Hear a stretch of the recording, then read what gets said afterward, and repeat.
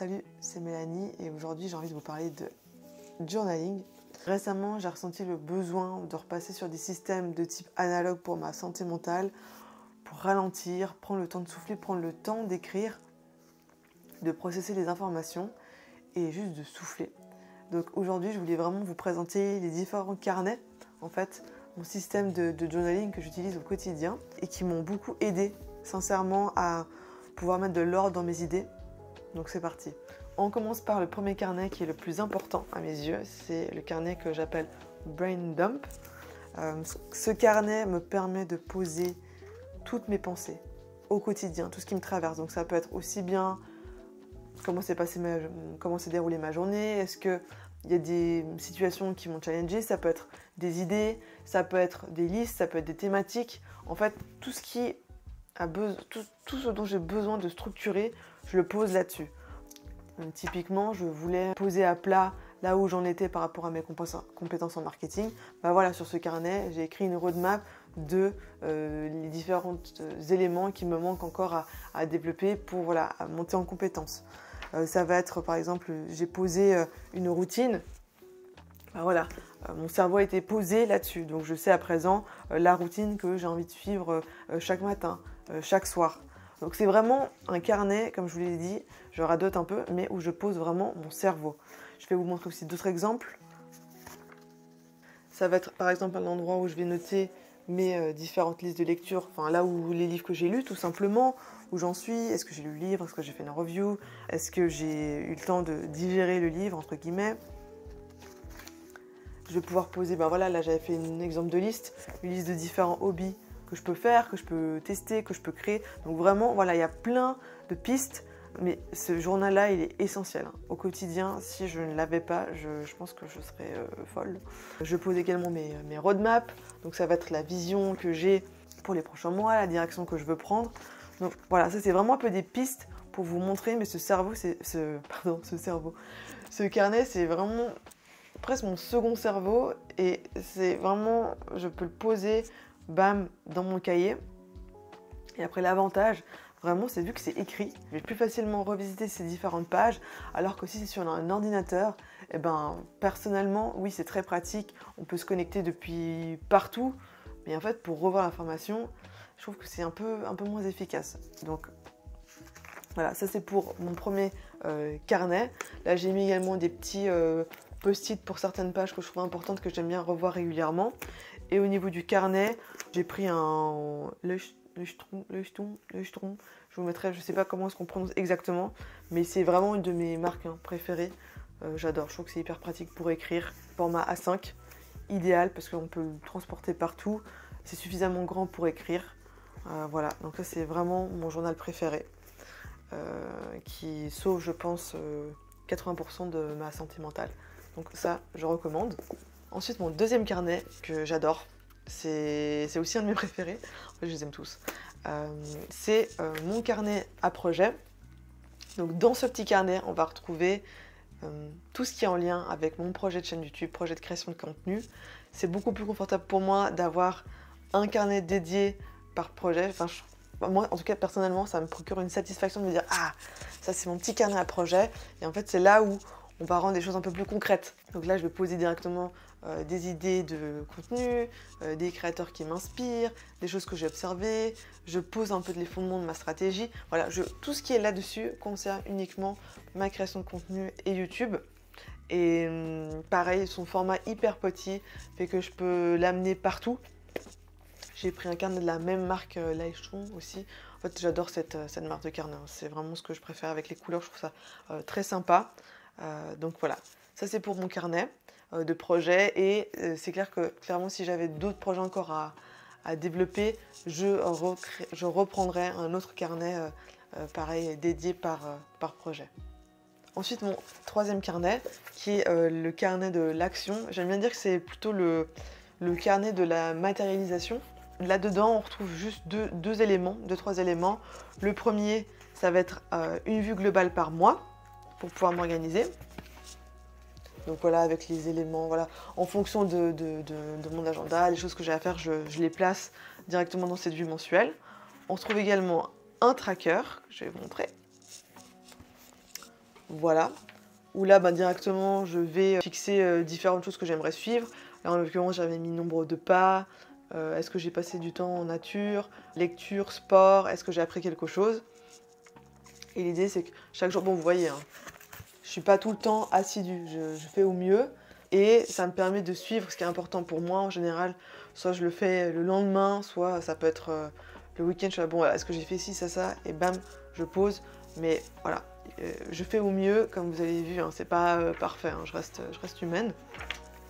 Et dans ce carnet, on trouve également mes objectifs du mois. Donc là, en l'occurrence, j'en ai fixé quand même pas mal, mais c'est un peu mes grands caps. C'est vrai que j'ai arrêté de me fixer non plus trop de tâches dans le quotidien. On va dire que là, je suis dans une période où j'ai aussi à la fois besoin de planifier, donc d'avoir un cap avec ma vision, mes objectifs, mais j'ai aussi besoin d'avoir un peu une certaine flexibilité, sans pouvoir me dire que toutes mes journées sont déjà calquées au millimètre près. Ça, c'est pas quelque chose qui me fait vibrer en particulier.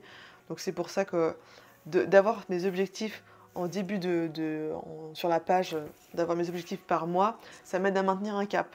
Et après, moi, l'objectif, c'est que voilà, chaque semaine, je me dis, bon, ok, cette semaine, sur quoi je vais faire, qu'est-ce que je vais me prioriser, sur quoi je vais miser.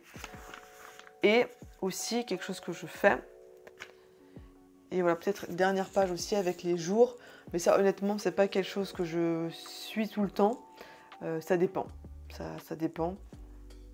Sachant que voilà, je travaille à 100%, j'ai pas toujours l'énergie de faire les choses. C'est pour ça en fait que j'aime bien me dire, cette semaine, j'aimerais plutôt m'axer sur tel objectif. Et après, je regarde par rapport à mon niveau d'énergie, à quel moment je sens que voilà, là, je pense que j'ai un créneau. Mais voilà, j'essaie de rester flexible au maximum. La seule chose, je pense, que je dois ajouter encore, c'est une vue annuelle pour avoir la vue d'ensemble. Donc ce qui est intéressant, c'est qu'au final, c'est comme si mon bullet journal que j'avais à l'époque a été divisé un peu en deux. Et c'est pas plus mal, parce qu'en fait, j'avais pas envie de retrouver mon organisation, tout ce qui va être tracking. Tracking, pourquoi pas, mais on va dire ce que je planifie dans mes journées, là-dessus. J'avais pas envie. Je trouvais que ça faisait trop, et je voulais un peu garder le côté vision là-dessus, et plutôt la partie actionnable sur l'autre carnet. Ensuite, j'ai mon carnet thématique, donc un carnet où je vais retrouver des choses que j'apprends par thème, mais là, c'est vraiment dédié à un thème en particulier. Par exemple, je vous parlais de marketing digital avant, là, clairement, c'est un carnet dédié au marketing digital. Donc voilà, tout ce que j'apprends, je le note directement sur ce carnet, et en fait, là, vraiment, ça a été vraiment un gros life changer, je vais pas vous mentir. Alors moi j'adore tous les systèmes de type Obsidian. Je sais que tôt ou tard, je vais clairement aller recreuser là-dessus, mais pour l'instant, là, le fait d'avoir rebasculé sur du papier, alors franchement, il n'y a pas photo. Je sens que j'arrive beaucoup mieux à intégrer les informations, à passer en revue, à refeuilleter les pages, et vraiment, je prends le temps de digérer. Et ça change tout. C'est aussi ce qui fait du bien à mon cerveau, c'est qu'avec les réseaux sociaux, parfois on consomme tellement de contenu qu'on perd vite le fil. Et moi, quand j'ai trop d'informations, il y a une partie de moi où j'adore consommer plein de contenu, ça me nourrit, mais en fait, au bout d'un moment, je sature, et là, après, je perds la tête. Donc voilà, ça c'est mon carnet où justement, voilà, je note directement ce que j'apprends. Et là, comme carnet, c'est la première fois que je teste cette marque. C'est les carnets de la marque Midori que j'ai pu acheter au Japon. Et honnêtement, ils sont super bons. J'ai rien à dire. L'épaisseur du papier est top. Le fait que le carnet puisse s'ouvrir à plat, ça c'est de la folie. Franchement, j'adore. J'ai rien à dire. Juste peut-être la couverture molle. Je suis un peu moins fan, mais sinon, j'adore. J'adore. Ensuite, dernier carnet que j'ai inauguré il n'y a pas si longtemps que ça, qui est mon carnet de dessin. Alors à la base, j'avais pas du tout prévu de partir sur ce type de carnet, mais je suis tombée sur plusieurs TikTok d'une personne, je crois qu'elle s'appelait Amélie, quelque chose comme ça, je vous mettrai le lien. Et en fait, elle a commencé un carnet de dessin, et chaque jour elle publiait. Et en fait, ça m'a donné trop envie. Et alors, franchement, ça a été, je pense, la meilleure chose à faire. Je ne sais pas pourquoi je ne l'ai pas commencé avant. Parce qu'en fait, d'avoir un carnet... En fait, là où tous les carnets que j'ai, il y a quand même une sorte d'enjeu. Enfin, derrière, oui, il y a toujours une sorte d'objectif sous-jacent. Et dans ce carnet-là, c'est juste moi et le carnet. Je prends mon stylo, je prends mes différents feutres stylos et je dessine. Et en fait, c'est juste un moment où je pose mon cerveau, je prends le temps de me concentrer sur une tâche très simple, très précise, pardon, qui est juste de dessiner. Et franchement, ça me fait trop du bien. Donc, voilà. Et je vais vous montrer, c'est pas du grand art, hein, mais ça vous donne un peu une idée. Donc voilà, là c'était mon premier truc, bon, pas très fameux.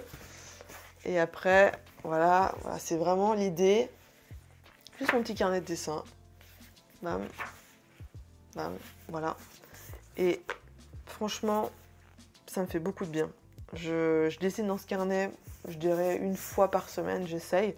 À chaque fois, voilà, j'essaie de chercher de l'inspiration sur Pinterest, sur les réseaux ou même au quotidien, voilà. Je sais pas, moi, je vais voir une fleur qui m'a inspirée, bam, je vais la prendre en photo, puis après, je vais essayer de la refaire avec les différents outils que j'ai. Et clairement, en fait, c'est mon carnet bien-être. Franchement, mon carnet bien-être que j'adore. Et là, par contre, j'ai pris un carnet que j'avais acheté aussi au Japon, qui s'appelle Taleni. Je vais vous montrer la référence. Je pense que là, le papier, il est un peu plus épais. Mais clairement, ça me fait un bien fou. Ça me fait un bien fou. Et enfin, on attaque le dernier carnet. Alors ça, c'est pas un carnet que j'utilise encore. C'est un carnet en construction, on va dire. D'ailleurs, vous me direz dans les commentaires si vous avez envie que je vous en parle un peu plus en détail quand il sera un peu plus avancé. L'idée de ce carnet, c'est de faire ce qu'on appelle une Common Place Book ou un Knowledge Journal ou un carnet de culture. Bon, j'ai l'impression que là en ce moment sur internet on a ces trois définitions. Voilà, moi je vais faire le truc à ma sauce, donc on va appeler ça, on va dire, un Common Place Book. L'idée, c'est d'y retrouver tous les différents éléments, que ce soit texte, vidéo, images, contenu que je consomme, surtout contenu que je consomme directement là-dedans. Donc là, hein, comme je vous l'ai dit, il n'est pas encore commencé tout ce que j'ai fait. Oh, pardon, c'est ça. Donc clairement, il n'y a rien. J'ai juste mis une citation de Jay Shetty qui m'a inspirée. Et après, l'idée, c'est de résumer un bouquin que là, j'ai lu récemment. Donc, l'objectif de ce carnet, ça va être de synthétiser, de mettre l'essence du contenu que je consomme au quotidien ou alors de manière hebdomadaire ou mensuelle.